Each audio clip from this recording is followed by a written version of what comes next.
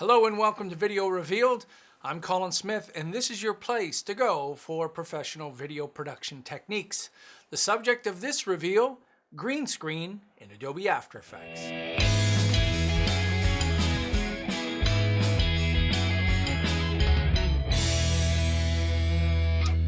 Alright, so you're here looking at After Effects to do green screen probably because you have problematic footage. Crappy footage, something that won't key well in Adobe Premiere Pro with Ultra, which can key really well, but the footage has to be good. Now, I'm using the same footage I used in my Premiere Pro demo to show you in here. I shot this with built-in problems like green against green, glasses, and it was shot on a Canon C300 that has a lot of incredible color information. If you're shooting with a DSLR, you have much less color information to play with, and keying can sometimes be a problem. Now, the king of all keyers in After Effects is Keylight. Keylight is like being handed the keys to a 747. It is brutally difficult to understand if you don't know anything about it, and you can fiddle around to your heart's content and not understand it. The good thing is Adobe now makes 3 settings together in one preset to get you started. Let's go have a look. So over in our effects and presets, select the search field and type in Keylight, and you'll notice that there's a preset, not the keying.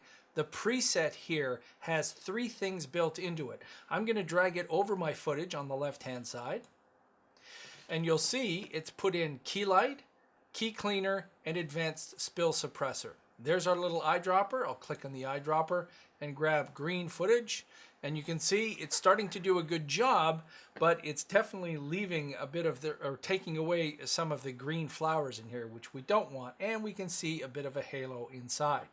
So I'm going to try to go top to bottom. The other thing that's important is to leave this on intermediate result. If you put this on a final result, these second 2 effects will not take place. And in fact, the Advanced Spill Suppressor isn't even on yet. And if I turn it on, you'll see that we remove the rest of the green, but we're also getting rid of still those flowers. So I'm going to start messing around with this here at the top. I'll start with the screen gain, and as I turn the screen gain up and down, you'll see things either go in or out. Plus, I shouldn't be doing this by looking at the intermediate results. I should be looking at the screen matte. As I move this around, I'll be able to tell whether what I'm doing is effective or not. And once I get my gain around where I want it, then I'm going to go down below that, and I'm going to work on the screen balance. And here's my screen balance. I'm bringing back a lot of those flowers by turning this up. I still have some problems inside here that I can definitely work with. And I'm going to go down to screen matte and take the clip white down. Notice as I move the clip white down, I'm bringing in my clean whites. So now I've got more of solid black, solid white. Whatever's white will be retained, whatever's black will be hidden, and I do need to get rid of this area up at the top. Now if we go down in the list and we look at the key cleaners doing a job at really cleaning up that edge for us, and we could go in there and start working on that. This is pretty good to begin with. Watch what happens when I turn. Oh, let me go back onto my intermediate result.